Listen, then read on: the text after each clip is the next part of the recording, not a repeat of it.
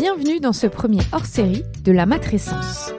Ce hors-série est rendu possible grâce au soutien de Tajine Banane.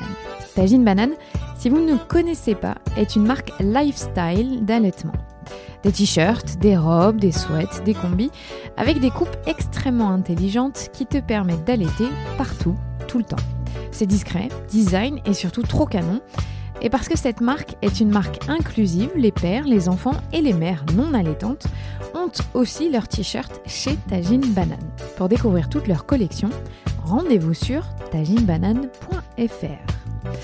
Chaque mercredi du mois, un ou une experte répondra à vos questions. Pour cela, rien de plus simple, rendez-vous sur le compte Instagram de la matrescence pour poser vos questions sous le post concerné.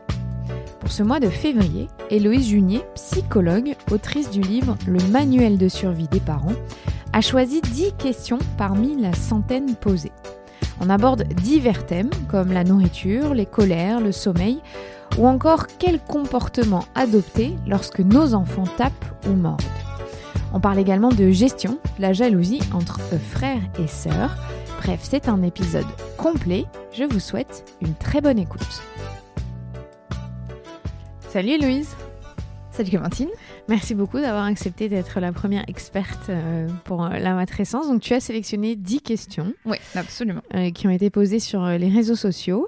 Et on va commencer avec la première tout de suite. Je vais la lire. Alors ça dit, on est dans une parentalité où on laisse notre petit garçon de 15 mois, très libre, découvrir par lui-même et expérimenter. Mais parfois, il est confronté à nos limites et aux siennes. Quelles limites sont raisonnables à son âge, donc à 15 mois, sans heurter son développement, sa curiosité et son autonomie ? Alors c'est une très très bonne question et d'ailleurs j'ai choisi de la mettre en tout premier parce qu'elle pose un peu les fondamentaux, je trouve, de ce qu'on appelle la parentalité positive ou l'éducation positive. Et elle pose de vraies questions au niveau des limites, au niveau des besoins de l'enfant et généralement je pense que beaucoup de parents soit sous-estiment, soit méconnaissent les besoins fondamentaux du petit. Alors justement, ce qui est intéressant, c'est déjà de voir que pourquoi on s'interroge sur les besoins, parce qu'en fait, quand un enfant a un besoin satisfait, soit un besoin de manger, un besoin de bouger, un besoin de boire, ben son petit cerveau tout petit, il va être en état de stress, en état d'alerte, ce qui va générer des comportements inadaptés. Donc là, ça nous embête bien quand on arrive à l'étape comportement inadapté, mais en fait, il y a tout ce qui s'est passé avant, à savoir quels besoins fondamentaux on a brimés chez lui, qu'il est intéressant de s'interroger justement. Et c'est ce qu'on va faire maintenant. Alors juste un point au niveau des besoins. Donc il y a les besoins qui sont vitaux, qu'on connaît tous. Les besoins de manger, de boire, d'aller aux toilettes, d'éliminer. Voilà, vraiment les besoins vitaux, on les connaît. Et généralement, tout le monde y répond. Parce qu'on les connaît, ils sont visibles à l'œil nu, donc aucun souci. Donc ceux-là, on ne va pas s'attarder dessus, on les connaît bien. Mais par contre, ce qui est intéressant de voir, c'est que les besoins psychologiques de l'enfant, alors eux, ils sont beaucoup moins connus. Donc il y a besoin déjà de bouger. Alors chez un enfant de cet âge-là, chez un enfant de 15 mois, mais aussi chez un enfant de 3 ans, voire de 4 ans, ils ont un besoin accru, mais très très important de bouger. Ce qui n'est pas le cas chez nous, en fait, nous qui sommes très sédentaires à l'âge adulte, d'ailleurs un petit peu trop, ils ont vraiment besoin de bouger, d'escalader, de se faufiler, de se hisser, enfin, de tout ce que leur corps peut faire, en fait, ils ont besoin de le faire, parce qu'ils sont en pleine acquisition motrice permanente, et plus on va les limiter dans leurs déplacements, et dans leur besoin de bouger, et plus après ils vont être insupportables à la maison, donc, parce que plus ils vont avoir leur cerveau en état de tension. Il y a aussi les besoins psychologiques très forts d'affection. On l'a vu avec l'ocytocine la dernière fois dans l'épisode où j'étais intervenue. Si un enfant n'a pas son petit seau d'affection suffisamment plein, s'il n'a pas sa batterie d'affection suffisamment pleine, et ben, du coup il est en état de manque. Et l'état de manque crée du stress dans son petit cerveau et du coup des comportements aussi inadaptés. Et aussi le besoin de décharger. Ils ont besoin aussi de pleurer, de crier, d'avoir des colères pour faire sortir tout le stress de leur petit corps. Et donc ces besoins-là, souvent, ils sont vraiment sous-estimés. Et aussi un dernier besoin dont on parle peu, je trouve, d'ailleurs notamment à l'école publique, c'est le besoin d'évoluer dans un environnement qui est naturel. Enfin, tu vois, par exemple, tu prends Mathis, 4 ans, qui a une colère très très forte à la maison, ou même quel que soit l'âge en fait qu'il a, tu mets le même enfant dehors et en mouvement, et cet enfant-là aura beaucoup moins de symptômes, il aura beaucoup moins de difficultés, parce qu'en fait tout simplement ça se rapprochera plus de ses conditions de vie pour lesquelles il est programmé. Nous tous mammifères, on est fait pour être dehors et en mouvement, c'est pareil pour le petit. Donc plus il aura accès à l'extérieur, à l'environnement extérieur avec la vraie lumière, avec le vrai air, donc beaucoup d'oxygène, et plus il se comportera bien aussi. Ça c'est un besoin qui est fondamental chez lui, on ne peut pas trop l'en priver. C'est pour ça que c'est compliqué à l'école maternelle où ils sont tous stockés dans des classes très longtemps, beaucoup d'heures par jour. Au bout d'un moment, les enfants ont des capsules parce qu'on va trop loin, trop à l'encontre de leurs besoins fondamentaux. Et donc, du coup, c'est vrai que c'est intéressant de se poser une question en tant que parent, et c'est la question que se pose monsieur ou madame qui nous pose la question, à savoir, est-ce que le cadre qu'on pose à la maison, est-ce que les limites qu'on donne à l'enfant, est-ce qu'ils répondent vraiment aux besoins fondamentaux de mon enfant ou pas ? Et ce qui est intéressant de faire comme exercice, que je fais souvent en formation avec les professionnels de crèche aussi, c'est de se poser la question, pour chaque interdit, est-ce que cet interdit-là, par exemple, concrètement, j'interdis à mon enfant de monter sur le canapé, de sauter sur le canapé. Alors eux, ils ont besoin fondamental de sauter sur le canapé, enfin, c'est vraiment, ils sont tous faits comme ça, on n'y est pour rien, c'est insupportable, mais c'est comme ça. Est-ce que ce besoin-là, cet interdit-là mon enfant n'a pas le droit de sauter sur le canapé, est-ce que ça répond aux besoins de l'adulte ?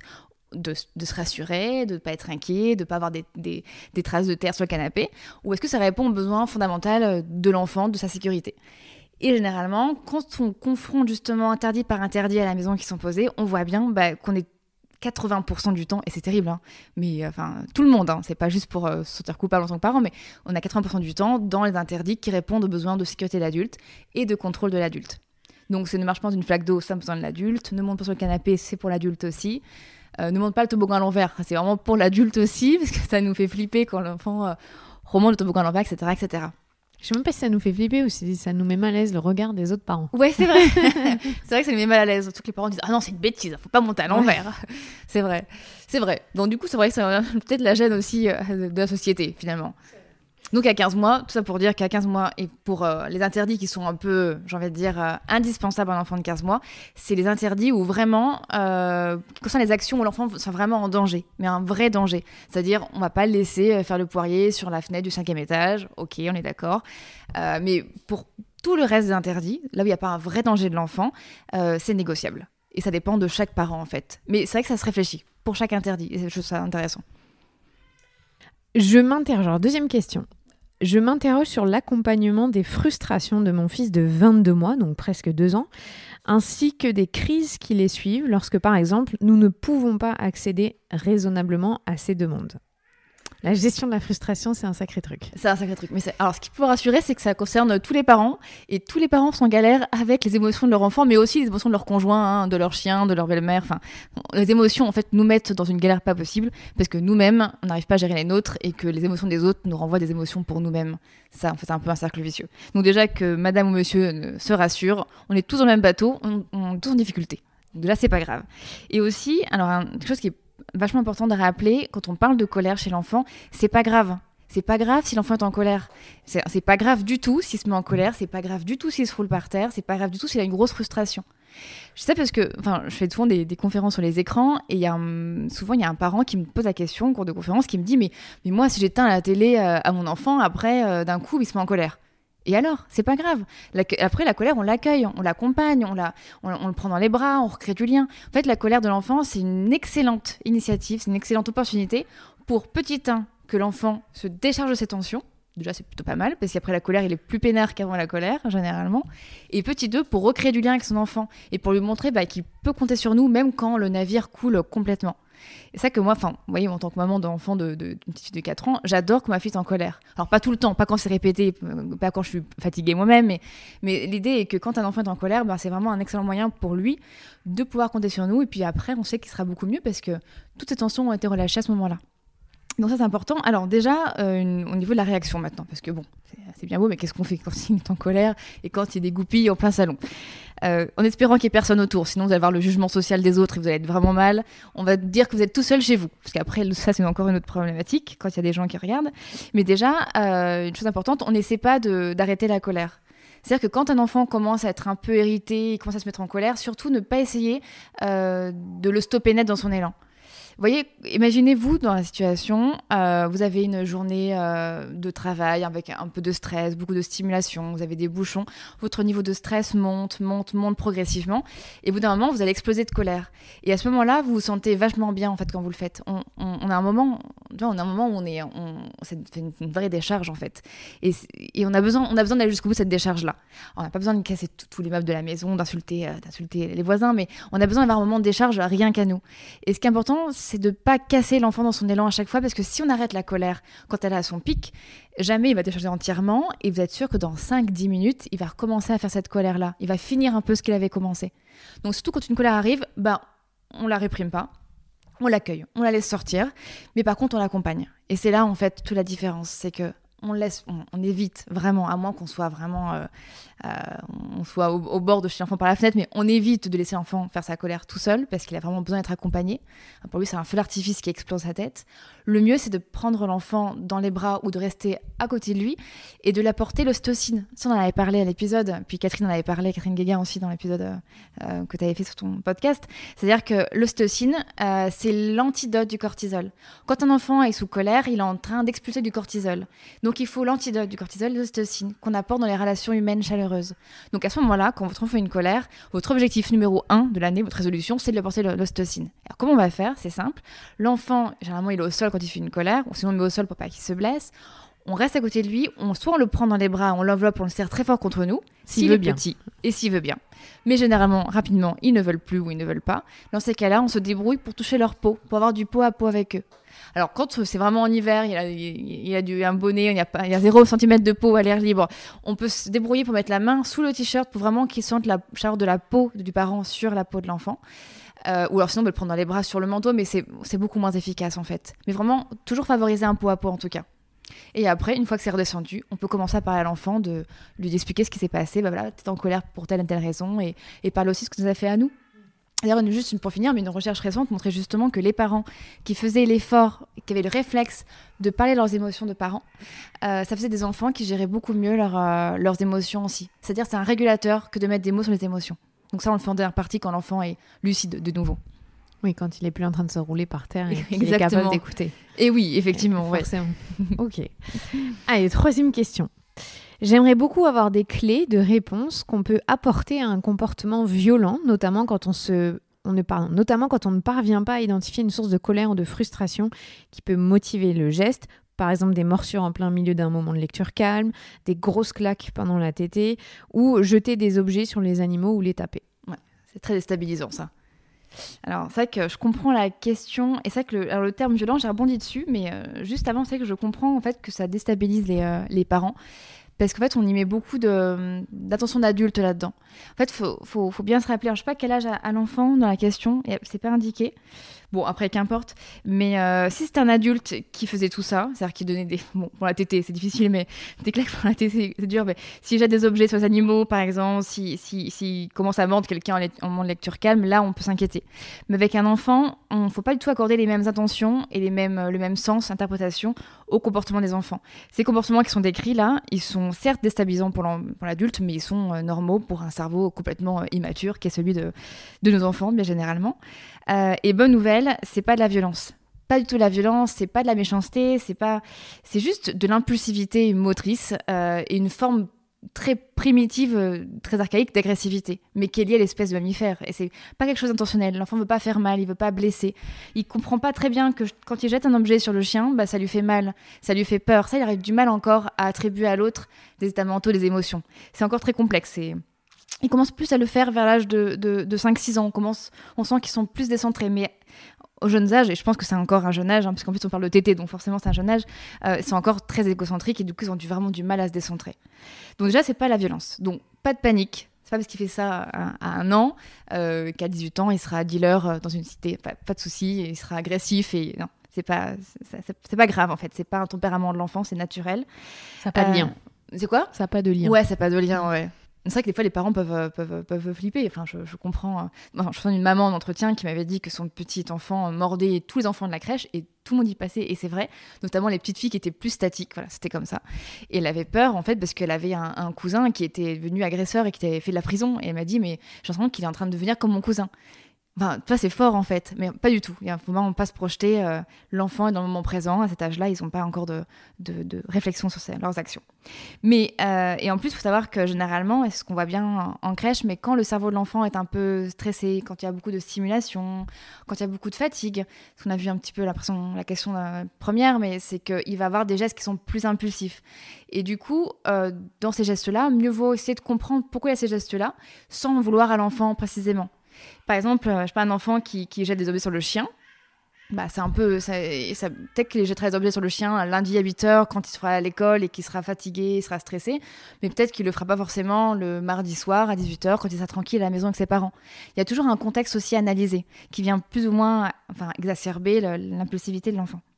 Et alors, au niveau de la réaction, parce que quand même, c'est important, qu'est-ce qu'on fait quand un enfant, on va pas non plus le laisser faire, hein, c'est pas parce que le pauvre, il est pas conscient de ses actes qu'on va le laisser faire, c'est pas open bar d'agressivité à la maison, bien évidemment. Déjà, c'est important d'avoir une réaction au niveau du... Alors ça, c'est dur à faire quand on est en audio, mais une réaction faciale qui soit en accord avec l'interdit qu'on pose. Enfin, je vois bien souvent des parents qui sont dans une dynamique justement, mais qui est super, hein, d'éducation positive, mais quand ils interdisent quelque chose à leur enfant, ils disent ah ben non, Nathan, tu sais bien que tu peux pas le faire, mais non, c'est interdit. Enfin, ils mettent un petit sourire, ils inclinent la tête, c'est super mignon en fait. Mais du coup, l'enfant qui est plus dans l'émotion que dans les mots, des fois, il a du mal à comprendre que c'est un interdit, tout simplement. Surtout plus quand ils sont petits, c'est très compliqué pour eux. Et alors, du coup, le principal conseil, c'est déjà d'avoir un faciès, une expression faciale qui soit autoritaire en fait, qui marque un interdit vraiment genre... Alors c'est pas l'agressivité, mais on a la mâchoire serrée, on a les sourcils semi-froncés, enfin voilà, quelque chose qui me pose un interdit avec une voix qui va avec. Par exemple, non, c'est interdit. Enfin c'est interdit, on ne peut pas frapper le chien, on ne peut pas jeter la sœur par la fenêtre, c'est interdit. Mais vraiment qu'on le marque avec le visage. Parce qu'ils sont tellement sensibles à l'expression faciale émotionnelle que si on n'a pas cette congruence, ils patinent quoi, ils patinent. Et aussi, ce qu'on peut faire, c'est plutôt de dire ce qu'on ne peut pas faire. Par exemple, souvent, le réflexe, c'est de dire on ne peut pas frapper le chien. On va dire voilà, tu peux caresser. Tu peux caresser Médor plutôt. Caresse-le. Et en fait, on peut aussi prendre la main de l'enfant et dire voilà, regarde, il aime bien quand tu te caresses le dos. Tu vois, regarde, on fait un petit toboggan le long de son dos, c'est doux, il aime bien. Et on le fait avec lui plusieurs fois. Et au bout d'un moment, l'enfant, dès qu'il a un acte d'agressivité, on lui propose l'alternative positive, il se conditionne et il le fait plus facilement. Donc c'est important de pouvoir dire ce qu'on attend de lui. Et aussi un dernier point qui me semble super important et que je fais souvent avec ma fille d'ailleurs, qui les valorise aussi beaucoup, c'est de leur rappeler que ce qu'on attend d'eux en fait. Par exemple, oui, toi, parce que je suis avec ma fille, hein, toi t'es tellement douce, t'es tellement gentille habituellement, je sais tellement que tu aimes bien faire du bien aux autres, continue à faire ce que tu fais habituellement. Vous voyez, en fait, on renforce vraiment ça de manière positive. Quatrième question. Alors, pour ma part, ma petite fille de 3 ans est en pleine affirmation de son caractère. Elle pique des colères énormes et se met à nous taper depuis peu. On a décelé un changement depuis son entrée en petite section, mais dernièrement, ça prend des proportions pas possibles. Elle est tout le temps en conflit avec son père, qui lui a peu de patience, et je me retrouve prise au milieu à essayer d'être calme et bienveillante, à me remémorer les conseils entendus dans tes podcasts ou les bouquins, mais j'avoue être désemparée face aux colères de ma fille, souvent déclenchées par une frustration aussi ridicule que, entre guillemets, j'ai coupé la tartine de pain en 4 au lieu de 3. Je me remémore sans cesse que son cerveau n'est pas mature, mais bon, c'est dur. Et comment gérer le cerveau normalement mature du papa ? Alors, thérapie de couple, c'est parti pour 2 ans. Non, ça c'est une blague. Alors, le tableau, j'imagine que ça doit être... oui, pardon, je parle dans le micro. Ça doit être très pénible à vivre au quotidien. J'imagine très bien. En plus, en fin de journée, on est tous sur les rotules, on a plus cassé. Et là, l'enfant qui se met à dégoupiller pour une tartine de pain, j'avoue que n'importe quel parent, même hyper patient, commence vraiment à sentir... ça chauffe un petit peu. C'est normal. Et d'ailleurs, alors, déjà pour rassurer la maman ou le papa, c'est la maman du coup qui publie la question, le tableau qui est décrit est super classique. Et dans toutes les familles, au moins 80% des familles, on le retrouve. Hein. Alors le coup du vers de 4 ans, on parle de Terrible 2 et de Fucking 4, 3 ans dans le milieu, mais en fait ça s'arrête jamais vraiment. Le fait que l'enfant s'affirme et que ce soit plus pénible à 3 ans pour l'adulte, c'est tout à fait normal. Le fait qu'en petite section maternelle, il devient encore plus pénible, ça c'est encore plus normal. Ça c'est plutôt bon signe, on verra pourquoi. Et souvent aussi le fait qu'il y ait un aide de parents qui soit moins patient. Des fois c'est le père, des fois c'est la mère, ça c'est normal aussi. Malheureusement, heureusement d'ailleurs, au moins on se complète. Et aussi le fait que les crises de colère à cet âge-là, c'est souvent provoqué par un stimulus hyper anodin qui nous paraît mais à 10 milieux de notre vie. Ça aussi c'est tout à fait normal. Et aussi le fait de se sentir nul et complètement impuissant, c'est normal aussi. Donc en fait, tout ce que décrit madame, rassurez-vous madame si vous entendez, mais c'est tout à fait normal et vous êtes vraiment dans les clous. Maintenant, c'est pas tout, faut quand même réagir, mais n'empêche que pour l'instant, on est sur un cas plutôt classique qui passera avec le temps. Mais quand on est dans la situation, c'est long. Alors déjà, par rapport à l'entrée en petite section maternelle, c'est vrai que beaucoup de parents, enfin je sais que ma fille est rentrée en maternelle là, en septembre, donc je vis le truc à plein, de plein fouet. Ça amplifie beaucoup les phénomènes émotionnels des enfants, aussi un peu des parents, mais surtout des enfants, parce que la maternelle, c'est extrêmement stimulant comme environnement. Il y a beaucoup d'enfants, il y a beaucoup de cris, il y a beaucoup d'attentes en termes de concentration pour l'enfant toute la journée. Comme on disait tout à l'heure, ils sortent très peu, donc ils ont peu moyen de bouger. Ils sont avec des lumières artificielles, dans des espaces clos où il manque d'oxygène. Et donc pour l'enfant, on va tellement à l'encontre de ce qui est possible à son âge en termes de besoins et de comportement, qu'on va le mettre sous tension. Et comme ils se font plein d'efforts, un max d'efforts pour être cool la journée avec l'instit, heureusement d'ailleurs pour nous et pour l'instit, le soir, c'est les parents qui prennent tout. On avait vu ça dans le podcast, mais c'est souvent en présence de nos figures d'attachement qu'on dégoupille le plus. C'est une marque d'affection, donc il faut prendre ça comme quelque chose d'hyper positif dans notre vie. Donc voilà, donc c'est normal que l'enfant décharge tout le stress le soir qu'il a accumulé la journée. C'est tout à fait normal, c'est même plutôt bon signe. C'est mieux vaut qu'il le fasse le soir que la journée en classe, sinon il y aurait tous les instits sur le dos des parents. C'est pas la même vie après. Et aussi un autre point par rapport au mari, effectivement, si le mari il est moins patient, le papa est moins patient, on a vu aussi le stress est contagieux comme un rhume, donc effectivement quelqu'un qui va être moins patient sera plus impulsif, sera plus nerveux, sera plus sec dans ses réponses, sera moins empathique envers l'enfant. Du coup ça va alimenter le stress de l'enfant qui va grossir son réservoir de stress, qui va encore plus exploser le soir. Ça aussi c'est complètement normal et attendu.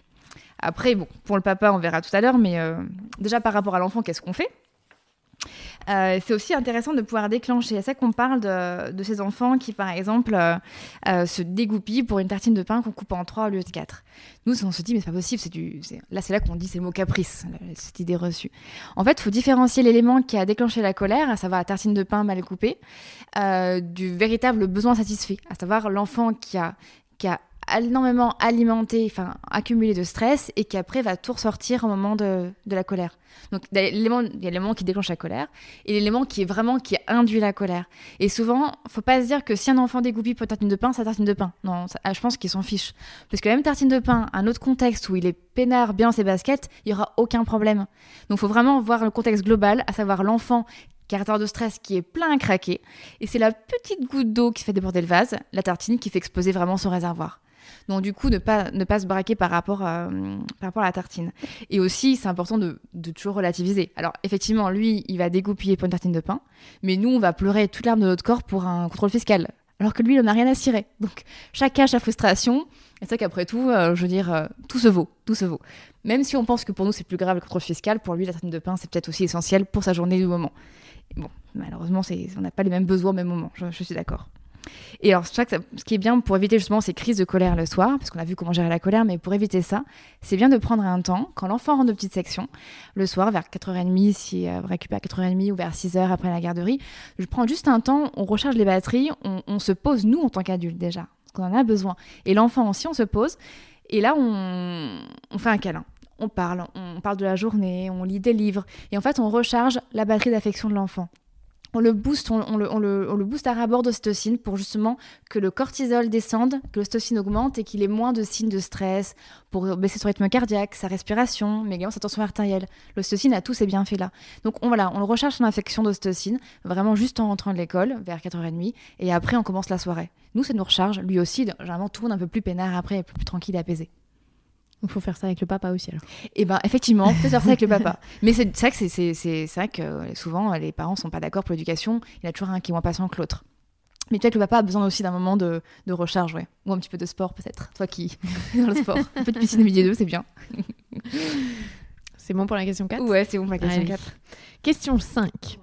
Je suis la maman d'un bébé de 6 mois. Comment peut-on bien réagir face aux pleurs dont on ne comprend pas la cause apparente ? On le rappelle, à 6 mois, le bébé ne parle pas.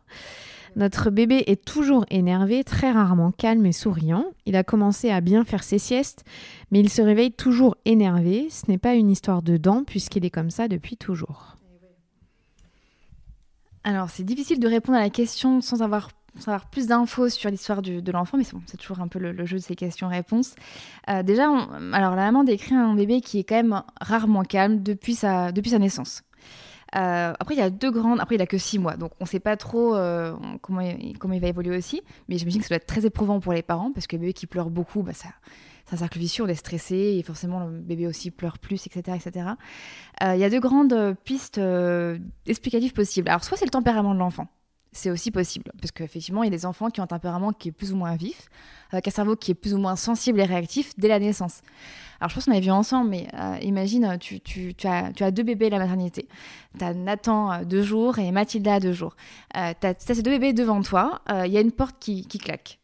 Tu as 2 manières de réagir. T'as même 5-6 manières de réagir. Mais là, t'as 2 grandes manières de réagir. Soit t'as Nathan, peut-être, qui va se relever, il va pleurer, il va écarquiller les yeux, il va avoir peur. Et peut-être que Mathilda, 2 jours à côté, même âge, on peut dire même cerveau, non, parce que peut-être que Mathilda va juste, elle, ouvrir un œil ou même pas se réveiller du tout. Et on a tous un cerveau qui est plus ou moins sensible, on a tous une réactivité émotionnelle qui nous distingue les uns des autres. Et les tempéraments qui sont comme ça, où les enfants pleurent beaucoup dans la petite enfance, et ça ne dure pas, hein, ça se termine au bout d'un moment, mais ça peut être des tempéraments qui sont justement plus sensibles, plus réactifs. Donc ça peut être lié tout simplement à son tempérament, des bébés qui pleurent plus que d'autres. Ça, c'est pas grave du tout, c'est pas parce qu'ils ont une douleur. Mais quand même, toujours en amont, s'assurer, au niveau du pédiatre, qu'il n'y ait pas de cause organique forcément. Il n'y a pas de problème au niveau de la digestion, il n'y a pas de douleur comme ça qui soit chronique. Ou torticolis, ou somatique, ouais. Après, normalement, ça... voir les ostéos. Normalement, c'est vrai que c'est bien de faire un point sur le pédiatre, mais je pense que la maman l'a fait, mais on sait jamais. C'est toujours voir la piste organique physiologique avant. Après, l'autre possibilité, alors là je connais pas l'histoire des parents, ça qui est compliqué, mais c'est ce que dit la littérature scientifique, c'est qu'un enfant qui a eu une grossesse où il y a eu beaucoup de stress, mais tout particulièrement beaucoup de stress, ou un accouchement qui est traumatique aussi tout simplement, ça va être un bébé qui va avoir rempli son radar de stress de manière plus importante que d'autres bébés, qui aura un taux de cortisol qui est beaucoup plus élevé, et donc il va devoir beaucoup plus pleurer pour évacuer ce cortisol. Parce que, je ne sais pas si on avait vu ensemble, mais effectivement, pleurer dans les larmes humaines, il y a des molécules de stress. Et donc, du coup, les pleurs permettent fondamentalement à l'enfant de déstresser. Donc, ces bébés-là vont plus pleurer les premiers mois de leur vie. Parce que grossesse traumatique ou juste stressante, avec beaucoup de stress, ou alors accouchement traumatogène. Donc, voilà, c'est 2 raisons possibles, en tout cas psychologiquement parlant, d'avoir beaucoup de pleurs. Après, juste pour venir au type de pleurs, il y a des pleurs qui sont liées justement aux causes organiques. Par exemple, l'enfant qui a faim, qui a chaud, qui a froid. Généralement, on les distingue bien parce que dès qu'on répond aux besoins, on nourrit l'enfant, il se tait. Donc ça, on sait que c'est des pleurs, mais c'est des pleurs liées à l'organique. Mais généralement, ces pleurs-là sont minoritaires. Ils sont environ à peu près 30% des pleurs. La grande majorité des pleurs, c'est des pleurs liées à l'état psychologique de l'enfant. Et alors, soit ça a besoin d'être pris dans les bras, tout simplement. C'est ce qu'on appelle les pleurs d'attachement. Donc ça, quand l'enfant pleure, il est dans les bras, boum, il se tait. C'est que c'était un pleur d'attachement. On est bien tombé, on a de la chance. Soit, s'il est dans les bras, il continue à pleurer quand même, ce qui a l'air d'être le cas aussi de ce petit loulou de 6 mois. Ce sont des pleurs qu'on appelle d'homéostasie. C'est des pleurs qui vont rééquilibrer le niveau de stress, permettre à l'enfant d'évacuer son stress, du coup, et de revenir à un état plus serein, comme qu'on atteint aussi quand on dort, par exemple. Donc, tout simplement des pleurs de décharge de stress. C'est dur de distinguer tout en fait. C'est dur de distinguer sur un premier bébé quand on n'a pas du tout l'habitude. Mais on patine tous, mais oui, voilà. Complètement. Sur un deuxième bébé, c'est plus. Je pense qu'on se prend moins la tête en fait, parce qu'on sait on sait qu'ils évoluent en fait après, et on sait que les pleurs ça s'arrête au bout d'un moment. C'est qu'une maman une fois m'avait dit, mais de toute façon moi je sais, c'est son 4e enfant, elle ne flippait plus du tout par rapport aux pleurs, elle disait mais de toute façon je sais que les pleurs ça finit par s'arrêter. Une période de pleurs ne dure jamais toute une journée entière, par exemple. Et c'est vrai que ou si c'est le cas, il y a un vrai problème. Ou si c'est le cas, il y a un vrai problème. Effectivement, c'est vrai. C'est rarement le cas, mais c'est clair, effectivement, c'est qu'il faut se préoccuper. Mais il faut juste aussi préciser que un enfant qui pleure, c'est pas forcément un enfant qui souffre. Et c'est vrai que souvent, nous, on associe les pleurs à une souffrance. Parce qu'en fait, quand un enfant pleure, ça nous fait souffrir, parce qu'on stresse un max. Et en fait, c'est nous qui souffrons. Mais l'enfant, quand il pleure, il ne souffre pas forcément. Enfin, pour toi, quand tu pleures, est-ce que tu souffres ? Non, je me décharge. Ouais, ça te fait du bien quand même. Moi, j'adore pleurer. Moi aussi, quand j'atteins le moment où je pleure, c'est que ça va mieux en fait. Mais oui, que j'ai basculé dans le truc, j'ai besoin de. Je sais que je vais aller mieux après. Mais ouais, complètement. Et pourquoi l'enfant, c'est pas pareil ? Non, mais t'as raison. Mais parce que comme nous, on peut exprimer et parler, c'est plus facile. Eux, on. C'est ça en fait. Du coup, on tolère mieux les peurs de l'adulte que ceux de l'enfant, ouais. Mais après, c'est vrai que c'est bien toujours de se dire qu'il souffre pas, et il faut juste dire que ça va s'arrêter, et que dans tous les cas, si l'enfant, imagine, on a bien mangé, bien dormi, tous ses besoins physiologiques sont satisfaits, il est dans les bras, donc il a la proximité physique de l'adulte. S'il pleure encore, faut juste le laisser pleurer dans les bras. C'est-à-dire ne pas, comme pour la colère, ne pas étouffer les pleurs de l'enfant directement. Imagine, Clémentine, tu rentres chez toi tout à l'heure, tu pleures, parce que vraiment, on a passé un moment pourri ensemble. Et là, ton homme, il te voit pleurer, il va pas te dire « Attends, Clémentine, chante une chanson, arrête de pleurer, ça me met mal à l'aise. » Il va pas t'emmener chez l'ostéo pour te faire arrêter de pleurer. Quoi que si. Non, mais je pense que parfois il est mal à l'aise avec les pleurs. Ah, c'est parce que c'est un homme, ça faudra en reparler, mais bon. C'est vrai. Mais en tous les cas, chez l'adulte, en fait, on dit, vas-y, pleure, ça fait du bien. Enfin, quand... Moi, je dis ça, j'avoue. Tu dis ça pour tes copines ou moi? Oui. Voilà. Et pourquoi on ne fait pas pareil avec l'enfant, en fait? Pleurer, ça fait du bien pour un enfant. Et quand la piste organique a été éliminée, laissons pleurer l'enfant dans les bras, serrons-le contre nous. Et c'est pas grave, ça va se terminer au bout d'un moment, et ça lui fera du bien. Et après, il sera beaucoup plus tranquille qu'avant. Moi, je suis d'accord, mais tu vois, par exemple, ma fille qui a 2 ans et demi aujourd'hui, je suis carrément plus à l'aise à lui dire mais pleure, ça fait du bien, parce que je sais qu'elle peut me dire j'ai mal, c'est vrai. je me sens pas bien, elle est capable d'exprimer, alors que quand elle avait 6 mois, j'étais tétanisée par ses pleurs, je me disais je fais quelque chose de tout mal, premier enfant. Je voudrais que ça s'arrête pour qu'elle souffre pas, mais comme tu dis, parce que moi j'ai toujours l'impression qu'elle souffre. Mais c'est ça en fait, pleurs égale souffrance dans notre tête. Voilà. Alors qu'aujourd'hui, je vais pas du tout me dire elle souffre, j'écoute ce qu'elle me dit. Bah ouais, c'est ça, parce qu'elle parle en fait. C'est ça que c'est beaucoup plus rassurant. Mais même si c'est une douleur, par exemple, qu'on n'arrive pas même si c'est une cause complètement inconnue qu'on n'arrive pas à élucider, bah, dans ces cas-là, ça changera rien.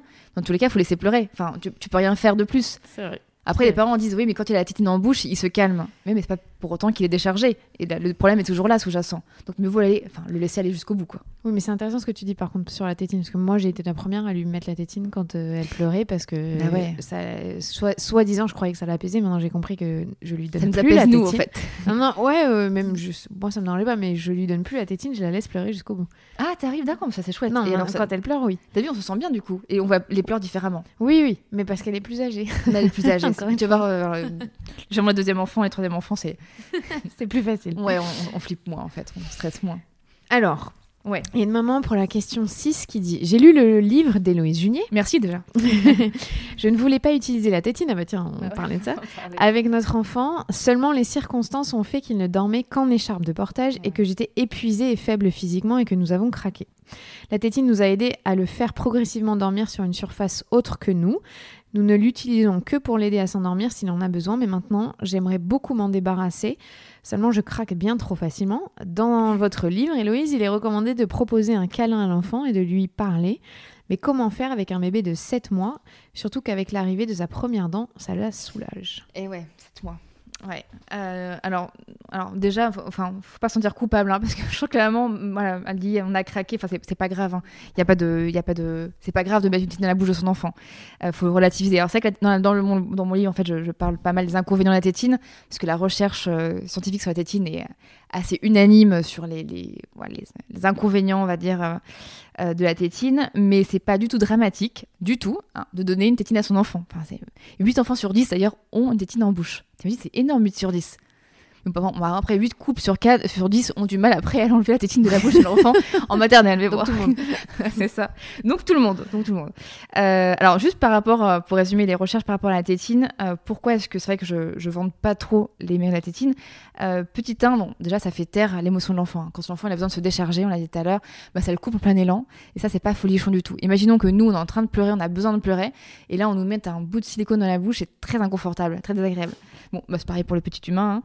En plus, ça nuit à son langage. On a vu que le langage, au niveau de l'élocution, la production, c'est très, très compliqué. Il y a beaucoup de recherches sur la question. Et en plus, ça déforme la dentition. Bon, ça, c'est pas mon problème, c'est le problème de nos collègues orthodontistes. Mes avantages, c'est qu'il y a des avantages aussi, c'est que ça diminue quand même. Alors, j'avais vu marquer le chiffre de 92% le risque de mort subite du nourrisson, ce qui n'est pas négligeable dans la première année de vie. Et elle favorise l'endormissement des enfants. C'est comme dit madame, la maman, c'est pour ça qu'il arrive mieux à dormir sur un support, parce que du coup, effectivement, la succion fait que ça baisse le rythme cardiaque, ça fait que ça favorise l'endormissement. Donc ça, et puis ça soulage les douleurs aussi. Donc il y a des avantages aussi qui sont intéressants dans la première année de vie de l'enfant, dans les premiers mois de vie de l'enfant par rapport au sommeil. Du coup, si on se limite, comme fait madame, à donner la tétine pendant les phases de sommeil de l'enfant exclusivement, et pas après l'âge de 10-12 mois si possible, c'est bien, c'est qu'il n'y a pas de problème, c'est open bar, faut vraiment essayer de relativiser un petit peu le truc. Après, voilà, madame dit justement, elle a vraiment envie d'arrêter la tétine. Je peux que l'encourager à essayer d'arrêter la tétine avec l'enfant. Dans ces cas-là, effectivement, on va pas parler comme on le ferait avec un enfant de 3-4 ans, mais on va juste, comme on l'a dit la question précédente, le laisser pleurer dans les bras tout simplement. C'est-à-dire qu'on va permettre à l'enfant de pleurer à satiété, comme il en a besoin. C'est-à-dire que cette fois-ci, il n'aura pas la tétine, les autres fois non plus, mais on se dit que quand il pleure, il ne souffre pas. On le prend dans les bras, on le serre très fort contre nous, on optimise toujours un contact visuel, on montre à l'enfant qu'on est toujours là avec lui, et on lui dit, voilà, tu peux pleurer, tu as le droit de pleurer. Et si on veut pleurer avec lui parce qu'on n'en peut plus, on pleure avec lui parce qu'on n'en peut plus. Et on n'est pas obligé de bouger, on reste statique sur un fauteuil confortablement installé, et on se fait confiance, ça va passer. Et au bout d'un moment, l'enfant aura perdu rapidement l'habitude de la tétine. Plus ils sont jeunes, plus vite ils oublient la tétine. Mais plus on les a âgés après, plus c'est dur, parce que c'est vraiment des fois une forme d'addiction, entre guillemets, liée à la tétine, à la succion. C'est très compliqué après de les sevrer. Donc voilà, tout simplement, c'est pas si... Enfin voilà, juste se faire confiance aussi. Bon, moi je te le dis, c'est en ayant lu ton livre sur la tétine, je me suis dit, oh là là là, mince. Ah, ça t'a déprimée. Non, mais du coup, c'est là où je me suis dit, effectivement, quand elle pleure, je vais arrêter complètement de lui donner, c'est ridicule. Mais c'est parce que j'ai lu ton livre, sinon j'avais pas fait le lien de la décharge qui n'a pas lieu.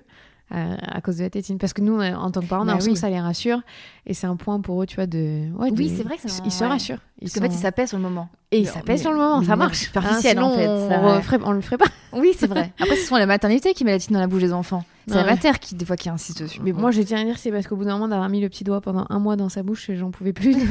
Non, mais il y a aussi des bébés qui ont beaucoup besoin de succion par rapport à d'autres. Oui, effectivement, mais au-delà des 3 premiers mois, après moins en fait, faut tenir 3 mois avec le petit vrai. doigt dans la bouche. On a abandonné trop vite. C'est vrai que c'est compliqué. En même temps, on est tellement épuisé aussi en postpartum. C'est ça. Enfin, c'est juste l'horreur, quoi. Ouais. Allez, 7e question. Oui. Notre fille qui a presque 4 ans a depuis 3-4 mois peur le soir. Le coucher est vraiment long. Il dépasse facilement 1 heure. Il y a aussi 2 ou 3 réveils toutes les nuits pour la même raison. Elle ne veut que moi pour l'accompagner et je ne trouve plus de solution. Nous avons installé son frère de 18 mois dans sa chambre dernièrement en espérant que sa présence la rassure. Alors, pareil, il nous manque quelques éléments de réponse pour apporter une réponse plus complète. Alors, on dit 3-4 mois, donc bon, si à 3-4 mois, ça commence à se corser un petit peu, est-ce que c'est lié à un épisode que l'enfant a vécu à l'école, à la maison ? Généralement, plus ça arrive soudainement, comme ça, du jour au lendemain, plus ça sent un peu l'épisode qui a pu précipiter quelque chose. C'est pas forcément quelque chose de traumatisant, hein. C'est pas juste quelque chose que l'enfant peut-être que l'enfant, je sais pas, il a vu un chien dans la rue, il a aboyé dessus, il a eu peur et du coup, elle a une peur le soir. Ça peut être des fois un truc tout bête qui nous échappe complètement à nous en tant que parents. Donc on patine, on remet tout dans la tête, on essaie de se rappeler ce qui s'est passé il y a 3-4 mois, mais des fois c'est beaucoup plus complexe et simple pour l'enfant que ça. Après, donc d'habitude, de manière générale, l'anxiété et l'endormissement, c'est assez fréquent chez les enfants, notamment à l'âge de 3-4 ans, où ils ont une vie psychique beaucoup plus riche, où ils commencent à avoir des cauchemars. Enfin, c'est une vie qui est complètement différente de celle d'un enfant d'1 ou 2 ans. L'enfant peut être naturellement anxieux à l'endormissement. Donc ça peut être lié juste à une date de son développement, à des cauchemars qu'il a vécu. Et aussi, ça peut être des enfants qui sont anxieux habituellement à la séparation. Enfin, un enfant qui pleure beaucoup la séparation le matin à l'école maternelle, un enfant qui habituellement est anxieux quand il se sépare de ses parents. S'endormir, c'est une séparation, donc du coup, il va être aussi anxieux la séparation le soir et aussi la nuit, parce que ça implique encore 2 séparations. Donc il y a plein de pistes possibles. Et ça, c'est difficile de savoir sans la vie de l'enfant, en fait. Mais après, il faut savoir aussi que dans tous les cas, tous les enfants se réveillent la nuit, entre 2 cycles. Tous les adultes se réveillent la nuit. Enfin, moi, j'ai 32 ans, j'ai jamais fait une nuit complète de ma vie. C'est pas grave, en fait, mais c'est juste la capacité à se rendormir qu'il faut développer chez l'enfant pour avoir des nuits tranquilles, nous adultes, et des nuits pleines où l'enfant vient pas tout le temps dans le lit. Et d'ailleurs, vers 2-3 ans, j'ai retrouvé les chiffres, mais les cycles sont de 75 minutes, et justement, vers 4-5 ans, ils sont de 90 minutes. On se rapproche des cycles de l'adulte. Donc, c'est possible que toutes les heures et demie, l'enfant se réveille des fois et il rappelle l'adulte, ce qui est épuisant pour nous, adultes, en fait, à vivre. Mais c'est pas grave, c'est normal. Et après, voilà, ça on l'avait dit, je me rappelle toutes les deux dans le podcast, mais les êtres humains à la base, c'est là qu'on voit que c'est difficile, mais on est fait, et notamment les enfants en bas âge, ils sont faits pour dormir en groupe, en meute, en fait, avec leurs parents. Et en fait, les enfants de 3-4 ans qui dorment avec leurs parents n'ont pas ces réveils nocturnes si bruyants, parce qu'en fait, simplement, quand ils se réveillent, ils sont rassurés et ils se rendorment tout de suite. Automatiquement, sans même se réveiller vraiment. C'est quand l'enfant se réveille un tout petit peu qu'il sent qu'il est tout seul, boum, anxiété de séparation qui arrive, et là, hop, il appelle son parent. Donc, c'est ça que, généralement, on voit jamais genre, un couple de souriceaux dormir dans un coin de la cage, et un couple de souris dormir dans un coin de la cage, et un souriceau dormir tout seul dans un bout de la cage. Les mammifères sociaux sont faits pour vivre en groupe. Alors, du coup, pour ce qui peut être pas mal pour encourager un enfant à s'endormir seul, il y a pas mal de petits trucs à mettre en place. Déjà, il ne faut pas le mettre au lit à l'heure où on nous a dit de mettre le lit enfant au lit. Par exemple, imaginons Le matin, la maîtresse de l'enfant dit aux parents, non, mais tous les enfants vers 3 ans doivent dormir à 20h, c'est comme ça, ils ont besoin d'au moins 12 heures de sommeil pour leur âge. Alors le parent, le soir, va se mettre en tête de dormir, de faire coucher son enfant à 20h. Mauvaise idée, parce qu'en tous les cas, lui sera peut-être pas prêt à dormir à 20h. Donc au lieu d'avoir un horaire en tête précis, il faut vraiment guetter les signes de fatigue de l'enfant. Si l'enfant commence à chouiner, il commence un petit peu à se frotter les yeux, à bâiller, à devenir un peu plus irritable que d'habitude, parce que là c'est peut-être le moment en fait de commencer les rituels de l'endormissement, mais pas trop avant, sinon il va se tourner dans son lit plusieurs fois, il va s'exciter plus qu'autre chose, et d'ailleurs nous aussi en tant qu'adultes. Donc voilà, donc déjà proposer les rituels, mais quand il a des signes de fatigue et pas avant, pas un horaire fixe précis. Ce qui peut être bien aussi, une demi-heure, 45 minutes avant qu'il s'endorme, de diminuer la luminosité de l'environnement. On éteint les grosses lumières, on éteint les spots, on éteint les lumières trop fortes et donc source de trop forte stimulation pour l'enfant. Et on met peut-être des lumières plus indirectes, plus tamisées. On peut mettre aussi des bougies électriques, ça marche pas mal aussi. On peut les mettre partout dans la maison pour diminuer de manière générale la luminosité de l'environnement et pour permettre surtout en fait à l'enfant, au cerveau de l'enfant, de sécréter la mélatonine, l'hormone de l'endormissement, qui va permettre l'endormissement de l'enfant. Et après, on peut faire un temps, dans le lit, on peut faire un temps de lecture, très bon pour le langage d'ailleurs et le lexique, en passant, un temps de lecture, un temps d'échange, et surtout, avant de quitter l'enfant, donc on essaie de le quitter quand l'enfant est encore réveillé, on peut faire un petit temps d'hypnose en conscience, que je fais d'ailleurs beaucoup avec ma fille de 3 ans et demi. En fait, on propose à l'enfant de s'installer confortablement sur son lit. Alors, on dit, voilà, installe-toi vraiment bien, t'as ton oreiller sous toi, c'est moelleux, la couette est sur lui, elle est toute chaude, il serre dans ses bras son doudou. Donc, l'enfant est très confortable et on lui dit, voilà, maintenant, tu vas fermer les yeux. Et tu vas tranquillement monter sur ton échelle et en haut de l'échelle, tu as un nuage. Imagine dans ta tête un nuage, un gros nuage blanc, extrêmement moelleux, très très chaud. Tu te sens bien, c'est vraiment confortable autour de toi. Sur ce nuage, tu vois plein de petites bougies. Qu'est-ce qu'il y a d'autre sur le nuage? Et l'enfant va dire, il y a, je sais pas, ma fille elle a dit, moi il y a des étoiles multicolores partout. Je dis, ok, pense à tes étoiles multicolores. Tu fermes les yeux, tu vois plein d'étoiles partout. Tu sens le vent qui te berce. Est-ce qu'il y a une odeur particulière que tu sens sur ce nuage? Et l'enfant va dire l'odeur qu'il aime bien. Ma fille a dit, voilà, ça sent le chocolat. Ok, d'accord. On va pas le compter. Il n'y a pas vraiment de lien, mais c'est pas grave. Imagine cette odeur de chocolat, ça te détend, tu te sens fatigué, tu te sens bien, tu te reposes. En fait, au fur et à mesure, l'enfant va atteindre, avec le rythme de la voix très lent de l'adulte, il va atteindre un état de semi-conscience qui va lui vraiment favoriser plus l'endormissement en solo. Et ça va être un lieu qu'on appelle le lieu ressource. C'est un lieu ressource qu'on appelle comme ça en hypnose ou en EMDR, qui permet à l'enfant, en fait, de se mobiliser dès qu'il en aura besoin.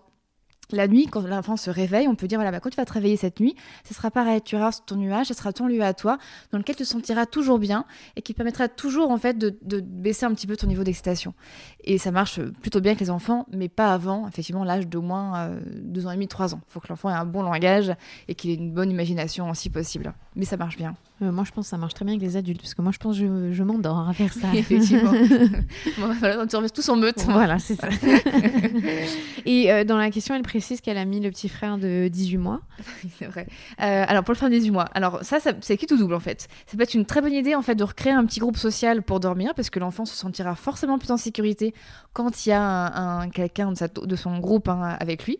Là, on reconstitue, en fait, le groupe de loups qui dorment ensemble ou de souris. Après, des fois, ça peut être compliqué. Si, par exemple, ça dépend des fratries. Si, par exemple, le petit frère se réveille aussi fréquemment, il se peut que le sommeil de l'un parasite celui de l'autre. Et en plus, s'il y a un qui est un peu sensible au bruit, à chaque fois que l'autre se réveille, ça va le réveiller, ça peut être encore pire. Mais la plupart du temps, ça se passe plutôt bien et c'est plutôt une bonne idée. Si les deux sont OK, complètement à tester en fait. Tout est à tester en tant que parent, je pense. On fait tout ce qu'on peut, on teste tout. Et on voit ce qui marche. Et après, on écrit un manuel de survie comme moi, voilà. Alors, question 8. Ouais. Bonjour, j'ai une question au sujet des peurs, et notamment la peur de certains animaux, chevaux, chiens. Comment aider notre enfant à être moins paralysé à proximité des animaux lorsque la peur devient vraiment handicapante? Par exemple, on ne peut pas se promener dans la nature. Mon enfant a 2 ans et demi. Alors c'est assez embêtant. Alors déjà, c'est normal que vers 2 ans, 4 ans, il y ait des peurs nouvelles qui émergent qu'on n'avait pas vues avant. Typiquement, c'est la peur des animaux, la peur de l'orage, des phénomènes comme ça mythologiques, la peur du noir, des sorcières, des robots, des fantômes, voilà, tout ce qui est possible et inimaginable. Alors, soit il a peur des animaux, l'enfant en question, c'est difficile de savoir parce que là, j'ai pas des données, mais soit parce que jamais il a eu l'occasion d'en fréquenter avant. Donc du coup, il s'est fait un peu une idée que ça pouvait être dangereux. Peut-être qu'il a vu un livre ou alors il a vu quelqu'un être en difficulté. Soit parce que souvent, les enfants qui ont peur des animaux de manière excessive, c'est parce que l'entourage lui-même a assez peur des animaux de manière excessive aussi. Alors il suffit que l'enfant observe ses parents en relation avec un chien et que le parent lui-même soit vraiment... à un moment très apeuré pour alimenter la peur de l'enfant. Donc la peur, peut avoir différentes causes explicatives. Mais ce qui est intéressant de savoir, c'est qu'un enfant sur 6 a une peur forte des animaux. Enfin, 1 sur 6, c'est énorme quand on y pense. Il suffit de voir, après l'école, dans un parc où il y a des chiens qui se baladent en liberté, il y a beaucoup d'enfants qui ont très très peur. Donc ça, c'est tout à fait normal. Après, les peurs sont plus ou moins importantes. Enfin là, ça a l'air quand même assez handicapant. Si on ne peut pas se promener en nature, évidemment, on parle d'enfants paralysés. Donc effectivement, c'est assez important. Alors, quand c'est une peur qui est extrêmement intense et qui a des répercussions sur la vie de l'enfant, on parle plus de phobie dans ces cas-là. On peut rentrer dans le champ de la phobie quand vraiment ça a des impacts très handicapants sur la vie de l'enfant. Mais ce qui est intéressant de savoir et ce qu'il faut garder toujours en tête, c'est que l'enfant est en pleine évolution.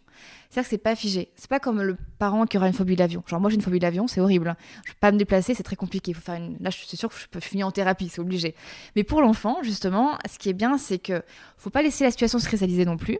Mais les résultats, si on commence à faire mettre des choses en place, sont visibles très rapidement et très rapidement l'enfant passe à autre chose. Parce que l'enfant est très plastique contrairement à nous. Donc voilà, faut pas avoir non plus trop peur si notre enfant a trop peur. Tu vois ce que je veux dire ou pas? Donc ce qu'on peut faire, comment réagir par rapport à l'enfant? Déjà, on va éviter de sous-estimer la peur ou de la banaliser. S'il a vraiment peur avec des animaux, on va éviter aussi de le faire fréquenter des animaux de trop près tout d'un coup. On va aussi, du coup, on va essayer d'éviter de ne pas le faire fréquenter du tout les animaux. Parce que si on sait que l'enfant, a peur des chiens et qu'à chaque fois qu'on voit un chien, on se débrouille pour que jamais notre enfant soit en contact avec le chien, c'est sûr que la peur va être alimentée. Parce qu'il va se dire, ok, je suis en contact avec le chien, je me porte bien, donc si je suis en contact avec le chien, je peux moins bien me porter, et du coup, ça peut faire un cercle vicieux, et la peur va être alimentée, voire augmentée. Donc aussi, l'idée, c'est pas non plus de le mettre sous cloche, et de le faire visiter tous les animaux. L'objectif, c'est l'objectif des thérapies, des TCC, des thérapies cognitives et comportementales. On va essayer de désensibiliser progressivement l'enfant en présence de ces animaux-là, de le déconditionner, parce qu'en fait, il a été conditionné à avoir peur.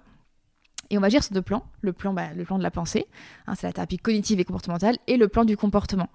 Alors là, ça va pas faire une vraie thérapie avec l'enfant, mais l'idée, c'est qu'on va appliquer un peu les concepts de la thérapie pour notre enfant. Et ça marche pas, on va voir le thérapeute après. Il y a toujours le psy qui est là pour aider les familles, bien sûr. Alors sur le plan de la pensée, pour agir pour une peur des animaux, on va tenter de lui faire comprendre à l'enfant qu'il ne court aucun risque en fait quand il est en présence des animaux.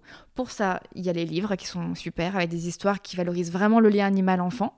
Par exemple, je vois le livre que j'aime beaucoup qui s'appelle Le Chien Bleu, où l'enfant est en lien avec un chien qui est très très grand et qui a vraiment des sentiments partagés avec l'animal, où il y a beaucoup d'anthropomorphisme du coup. On peut lui faire aussi rencontrer des copains à lui qui ont des chiens avec qui s'entendent très très bien. À force d'observer, il va se dire ah oui, c'est vrai que finalement on peut avoir du plaisir avec un chien. Ou même lui faire voir des photos, etc., etc. Mais voilà, en fait, déjà déconstruire un peu sa pensée qui dit que être en présence de chiens c'est dangereux ou d'animaux c'est dangereux. Et après, on va dire aussi sur le plan du comportement, c'est-à-dire qu'on va l'exposer très progressivement aux animaux, mais de manière graduée. Évidemment, on va pas mettre d'un coup l'enfant dans la fosse au lion, dans un zoo. D'ailleurs, on le fera même pas à la fin, d'ailleurs, de la thérapie, ça marchera pas non plus. Mais l'idée, c'est vraiment de manière graduée pour pas bloquer l'enfant, pour pas alimenter la peur. Par exemple, on peut commencer à travailler sur l'imagination, qui est plutôt chouette. On demande à un enfant, je sais plus quel âge avait l'enfant, mais... 2 ans et demi. Donc 2 ans et demi, ça s'y prête très bien.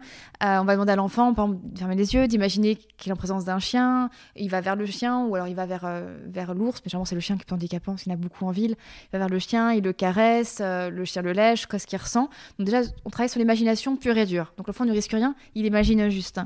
Après, si l'imagination ça suffit pas aussi, on peut même aller au-delà. On peut commencer à montrer des petits films, quoi qu'à 2 ans et demi c'est pas terrible les écrans, mais on peut commencer à montrer des photos de chiens. Voilà, qu'est-ce que tu ferais avec ce chien s'il était là, comment tu réagirais, tu penses qu'il te fera quoi? Non, au contraire, je pense pas qu'il va te mordre, mais je pense peut-être qu'il va te lécher. Ça te ferait quoi s'il te léchait? Sur base de photos. Après, de films, on se rapproche en fait finalement du chien en vrai. On peut aussi lui faire caresser des peluches, par exemple de l'animal dont il a peur, lui demander ce qu'il ressent, etc., etc. Et à la fin, on lui demande de voir l'animal derrière une vitre Et après, sans vitre, etc., l'animal détaché, attaché, enfin voilà, il y a tout, c'est vraiment gradué. Mais c'est intéressant à faire avec un enfant parce que du coup, ce qui est chouette, c'est qu'il réagit super vite. À 2 ans et demi, son cerveau, c'est du beurre là, donc il est extrêmement plastique. On peut vraiment atteindre de lui ce qu'on veut rapidement. Et si ça marche pas, par contre, on va en thérapie sans trop tarder, faire une TCC chez un psychologue. Donc TCC, c'est vraiment très spécifique, thérapie cognitive comportementale. Ok. Question 9. Elle porte sur la nourriture. Mon fils de 2 ans passe par des phases où il ne veut rien manger, même les desserts, tout sauf les fruits et le lait. Cela peut durer plusieurs semaines et après l'appétit revient, puis ça recommence de nouveau. Est-ce lié à une phase d'opposition ? Merci. Alors c'est vrai que c'est très pénible pour un parent qui a cuisiné un gratin de pommes de terre, savoir refuser l'enfant, c'est vrai que c'est pénible. On l'a tous vécu. Et c'est vrai que généralement c'est des phases. Alors généralement le décrit bien en fait, où le papa, c'est que c'est des phases, ça va, ça vient, ça va, ça vient. Dans le développement d'un enfant, tout marche par phase et là on le voit bien, donc c'est plutôt se dire que la phase va se terminer. Déjà se dire qu'elle a une fin. Et déjà pas de panique, déjà le goût d'un enfant pour un aliment, il évolue tout au long de sa vie. Genre, c'est pas parce qu'il aime pas, les épinards à 2 ans, qu'il n'aimera pas les épinards à 40 ans aussi. C'est-à-dire que ça évolue tout au long de la vie, ça évolue tout au long aussi de l'enfance de l'enfant, mais aussi tout au long des fois de la journée même. Il suffit qu'il ait mangé un plat le midi, que vous faites le soir, qui passe pas du tout, genre un gratin de courgettes, et le midi il le mange avec ses copains à l'école, il adore. Il vous dit mais c'est un même type de gratin de courgettes, voire moins bon à l'école. Et pourtant le goût est tellement lié au social et au repas aussi, que le goût peut évoluer. Donc déjà c'est pas grave du tout, il y a rien qui est figé chez l'enfant. Une fois de plus, il est plastique, donc ça évolue. Et aussi, il faut se dire qu'un enfant ne mange jamais rien. C'est vrai que souvent, les parents se disent « mais il a rien mangé ». Voilà. La maman dit « voilà, il veut rien manger ». Il mange jamais rien. C'est bien chez l'enfant, c'est que vous comptez tout ce qu'il a mangé. C'est peut-être juste les miettes de pain qui traînaient sur la table, il a mangé un petit bout de fromage avant de manger, ça compte aussi. Il a peut-être mangé juste une cuillerée de riz dans l'assiette de son frère, ça compte aussi. Il faut vraiment voir sur tout un repas ce qu'il a mangé globalement avant le repas et après le repas. Et c'est rare, il mange rarement rien. Par contre, ce qui est sûr, c'est qu'il mange toujours en dessous de ce qu'on voudrait qu'il mange. Ça, par contre, c'est ce qui est le plus pénible. Mais c'est nous qui sommes excessifs, parce que généralement, ils mangent toujours un petit peu. Et puis, ils mangent toujours à leur faim, finalement. Il faut leur faire confiance aussi. Puis, il faut se rappeler qu'ils ont un tout petit corps par rapport à nous. Ils ont beaucoup moins besoin de manger que nous aussi. Il y a quand même une proportion à conserver. Après, si l'enfant ne veut rien du tout toucher, ça arrive aussi dans les familles, mais si par exemple un soir, l'enfant dit voilà, je veux rien toucher, même pas une seule cuillère, même pas une seule miette de pain, même pas un bout de pain du repas, c'est peut-être sur le repas lui-même en fait qu'il faut se questionner. C'est pas le contenu de l'assiette, mais c'est peut-être sur l'ambiance du repas. Est-ce qu'il est arrivé stressé ? Est-ce qu'il y a eu un conflit avant ? Est-ce qu'il y a eu un rapport de force avant qui fait que l'enfant il a l'estomac noué ? Est-ce qu'il est très fatigué ? Il y a forcément, c'est le contexte global du repas qui a à questionner et pas l'alimentation en tant que telle. Parce que les enfants picorent toujours un petit peu, au moins ce qui leur plaît. Et aussi, vers 2 ans, c'est assez classique, je termine par ça, mais j'aurais peut-être dû commencer par ça, mais c'est que beaucoup d'enfants passent par une phase qui est bien connue, qui est redoutée par les parents, qu'on appelle la néophobie alimentaire. C'est-à-dire que l'enfant va pas vouloir goûter du tout les nouveaux aliments ou ce qui lui fait peur. Alors ça peut être lié à l'opposition, je suis pas sûre, parce qu'en fait, c'est vrai que quand je parle pas trop d'opposition, je parle plus d'affirmation de soi. C'est vrai que des fois l'enfant s'affirme aussi, il va aussi montrer qu'il a des goûts qui sont différents de ses parents, mais c'est surtout lié à une phase de son développement qui est très liée à son instinct de survie aussi, c'est qu'on mange pas ce qui est inconnu, puisque ça peut être dangereux et ça peut intoxiquer. Donc les enfants passent par cette phase-là, mais qui est tout à fait bénigne. Et plus le parent résiste pas, plus le parent en fait continue à proposer sans se braquer, et plus cette phase passe vite en fait. Mais si le parent se braque à chaque repas, la phase se cristallise et après ça devient beaucoup plus compliqué. Puis après il y a aussi peut-être des allergies, il faut aussi faire aussi, attention à ça. Ça peut jouer aussi, ou quelque chose qui irrite et oui. j'ai déjà entendu des enfants aussi qui supportent pas une couleur d'aliment. Oui, c'est vrai, c'est rigolo ça. Ça peut aussi, ou qui adorent les couleurs, genre tous les légumes jaunes. Voilà. C'est vrai, Ils peuvent se focaliser aussi sur certaines choses comme ça dans la nourriture. Mais en tous les cas, continuer de présenter l'aliment, et pas qu'il faut entre 6 et 10 fois pour que l'aliment soit vraiment un peu apprivoisé par l'enfant. 20 fois, tu vois. 20 fois. Je me disais, bon, ok, 20 fois. Sur la même forme. Tu vois, les tomates, moi, il a bien fallu 20 fois. 20 maintenant, fois, tu vois, c'est... donc faut pas se décourager. Faut pas se décourager. Avant 18 ans, on mangera les tomates. Avant 18 ans, l'enfant mangera tout. Mais pas l'hiver. Pas l'hiver, surtout mangeons local.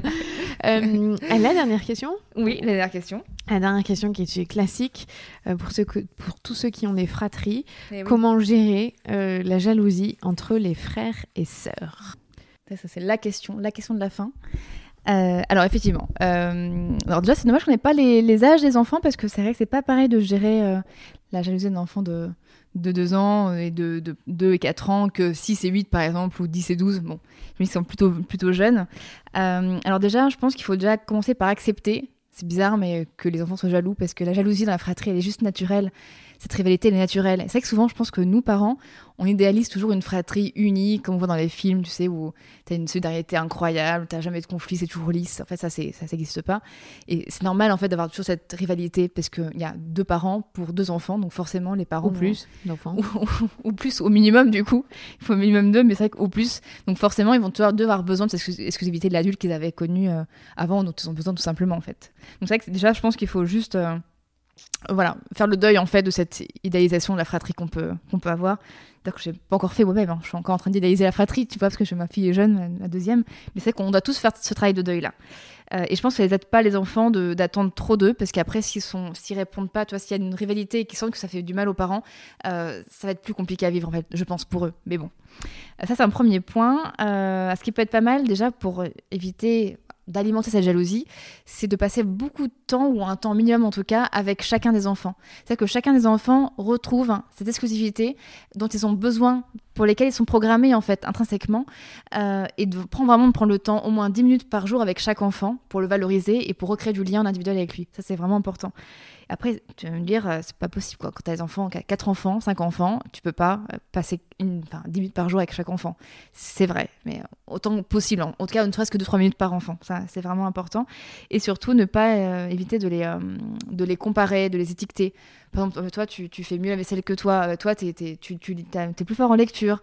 Toi, tu sais mieux enlever les boutons de ta chemise. C'est que souvent, naturellement, en tant que parent, je pense qu'on a besoin de les valoriser, mais en présence de l'autre, ça peut parfois aussi les mettre à mal. Donc ne pas trop les comparer et les valoriser dans une sorte de comparaison. Et aussi, ce qui est important de faire, et c'est quelque chose que j'aime beaucoup faire avec les enfants, notamment quand ils sont en crèche ou en maternelle, c'est la résolution de conflits. C'est réfléchir comment on va résoudre un conflit pour que ça crée du lien avec les interlocuteurs. Et se dire, quand il y a un conflit qui arrive entre 2 enfants, on va pas se dire « Oh non, ils sont encore en train de se disputer, j'en peux plus, je vais jeter tous par la fenêtre. » Non, c'est se dire « Mais c'est super, on va profiter de ce conflit-là pour recréer du lien entre eux et resserrer un peu les mailles de la fratrie. » Alors, pour en cas de conflit, justement, imaginons que Nathan et Natacha se disputent tous les deux. On va sortir du qui a tort, qui a raison. Parce que souvent, nous, adultes, pas t'as remarqué, mais les ATSEM le font beaucoup à l'école, par exemple les instituts aussi, quand tu as 2 enfants qui se disputent, on a toujours besoin d'avoir une victime, un agresseur. Genre, qui a tort en fait? Bon, qui a commencé? Tu vois, le qui a commencé typique. Ah, mais c'est elle qui a commencé. En fait, généralement, ils ont tous les 2 commencé. Enfin, il y a toujours un. Ou en tout cas, la fois d'avant, c'était l'autre. Ouais, c'est jamais si simple, tu vois. Et du coup, on sort du qui a commencé, du qui a tort, qui a raison. Et on va essayer de se baser un peu sur. Alors, c'est pas vraiment ça, mais c'est un peu sur les bases de la CNV. Tu sais, la communication non violente. On va essayer de recréer du lien, on va essayer de passer à l'émotionnel. Et donc, il y a plusieurs étapes que j'ai exposées maintenant. Alors, imaginons, on va dire, Nathan et Chloé se sont disputés. Donc 2 frères et sœurs typiques. Nathan va dire qu'il a tapé sur la tête de Chloé parce que Chloé avant lui a dit à Nathan qu'il avait une tête de clown. Toi, le truc bête quoi. En plus on se dit mais ils disputent pour rien alors que nous on a des vrais problèmes d'adultes. Mais pour eux c'est des vrais problèmes dans leur vie. Alors, on va d'abord commencer, première étape, par exposer les faits auprès des 2 enfants sans tomber dans le cadre qui a raison et sans accuser tel ou tel enfant. Genre on va dire, ok Nathan, toi t'as tapé, donc on résume ce qui s'est passé, hein. T'as tapé sur la tête de Chloé, c'est bien ça? Oui Chloé. Ok Chloé, t'as fait quoi toi? T'as tapé, t'as traité Nathan de clown. On expose les faits de manière vraiment neutre. Et après, ce qui est intéressant, et c'est la partie que je préfère, on va tomber dans l'émotionnel. On va employer des mots à valeur émotionnelle très forte qui permettent aux enfants de faire sortir l'émotion et moins l'agressivité qu'ils peuvent avoir sur le moment. Par exemple... On va dire, voilà, mais Nathan, t'as l'air triste que Chloé t'ait traité de clown, ça t'a fait de la peine, j'ai l'impression. Peut-être que ça t'a vexé aussi qu'elle te traite de clown, Chloé. Ça t'a fait de la peine, je sens que ton petit cœur doit être vraiment touché par ça. Chloé entend, Nathan entend aussi, on met des mots sur ses émotions. Et après, idem avec Chloé, on va dire, mais voilà, Chloé, je sens que t'es en colère et t'es aussi déçue parce que Nathan t'a tapé. Donc pareil, on met des mots sur l'état émotionnel de Chloé, sachant que les 2 enfants, du coup, entendent. Et après, on va dire à chacun ce que ressent l'autre. Voilà, tu vois, Nathan, Chloé, elle est en colère. Et toi, tu vois, Chloé, Nathan, il est triste. Donc toujours, on insiste beaucoup sur les mots, c'est très important parce que les mots de tristesse, c'est des mots auxquels ils sont très sensibles et qui permettent vraiment de descendre un petit peu en pression. Et après, ce qui est bien de faire aussi, on va recréer du lien entre les enfants, on va souligner un peu les besoins qu'ils ont en commun. On va dire, voilà, là, il est midi, vous devez avoir tous les deux faim, vous devez être fatigués par votre matinée, vous avez besoin de vous reposer aussi, et je pense que c'est pour ça aussi que vous vous énervez beaucoup tous les deux. On montre qu'ils ont des besoins qui sont communs tous les deux. Ça commence à créer un lien entre les deux enfants. Et après, on rappelle quand même, malgré tout, la règle universelle, c'est que même si on est en colère, même si on est triste, même si on est fatigué, même si on est déçu, on n'a pas le droit de faire mal à l'autre, que ce soit avec des mots ou avec des gestes, dans tous les cas. Mais toujours profiter de ces conflits-là pour recréer du lien entre les enfants. Ouais, mais quand on dit ça, il faut être que nous, adultes, on ne fasse pas... hyper tranquille. Ouais, ou que quand tu dis on n'a pas le droit de faire du mal avec les mots, qu'avec son conjoint, on n'ait jamais ce type de comportement, qu'avec nos enfants, on l'est pas non plus, sinon on n'est pas crédible. Bah si on n'est pas, c'est vrai. C'est vrai qu'on n'est pas crédible, effectivement. Si on dit ce genre, parce que c'est. Mais c'est vrai qu'il faut, c'est un sacré exercice, montrer l'exemple. Ouais, c'est vrai.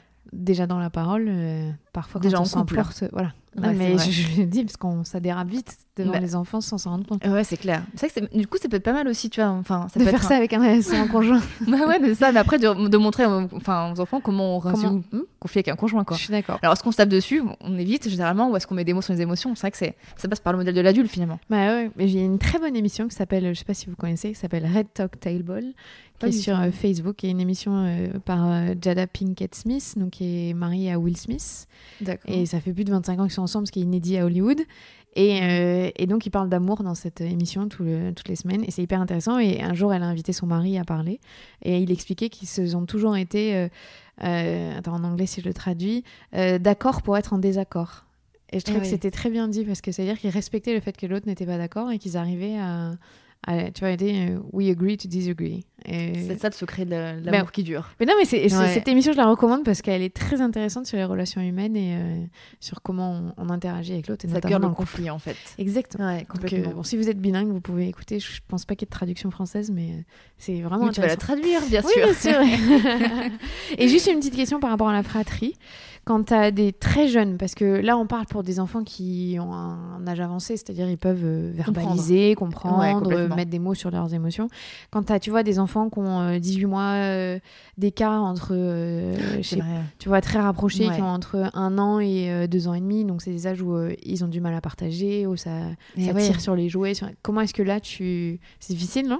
Mais en fait, tu fais le même travail? Ouais, en fait, on fait le même travail, après adapté au langage de l'enfant, mais en fait, on fait le même travail, mais c'est vrai que plus l'âge est rapprochés, enfin plus ils sont rapprochés et plus il y a de rivalité, mais ce qui est juste normal, ils ont le même besoin au même moment dans leur développement. Alors c'est pas fait de bébé tous les 4 ans, c'est pas ça, mais l'idée c'est effectivement, il y aura beaucoup plus de possibilités de rivalité si les enfants sont rapprochés. Mais après on applique le même schéma, parce que même s'ils parlent très mal à 18 mois, effectivement un petit humain parle mal à 18 mois, on peut quand même mettre des mots sur ses émotions. Il peut quand même comprendre. Ouais, en fait il ressent en fait, il ressent surtout. Et c'est vrai que si nous adultes on arrive hyper énervés contre les enfants qui sont eux-mêmes énervés, on va alimenter l'énervement. Mais si on arrive, même s'ils comprennent rien, même des enfants qui seraient d'autres cultures en fait, qui parlent pas notre langue, on arriverait à ce même résultat-là en étant soi-même. Vraiment, on se pose, on se met accroupi par terre avec les enfants, on les touche chacun, voilà, on met une main sur l'un, une main sur l'autre, et on est doux soi-même, on a un langage doux, on n'a pas un regard accusateur. Et ça, je pense que ça change tout. Même si on dit n'importe quoi en fait. Mais c'est même pas les mots qui comptent, c'est vraiment l'état d'esprit de l'adulte à ce moment-là. On ne faut pas leur en vouloir d'être en conflit parce que c'est juste normal et naturel. Merci beaucoup Héloïse. Avec plaisir. C'était très intéressant, j'espère que ça vous a plu. Et à très vite pour 10 autres questions. Désolée à ceux qui n'ont pas été choisis, mais prochaine fois. C'était Héloïse Junier, psychologue et autrice. Je suis Clémentine Sarlat, la fondatrice de ce podcast. J'espère que vous avez aimé ce premier hors-série. N'hésitez pas à nous laisser vos commentaires, à mettre 5 étoiles et à recommander ce podcast à votre entourage. À très vite.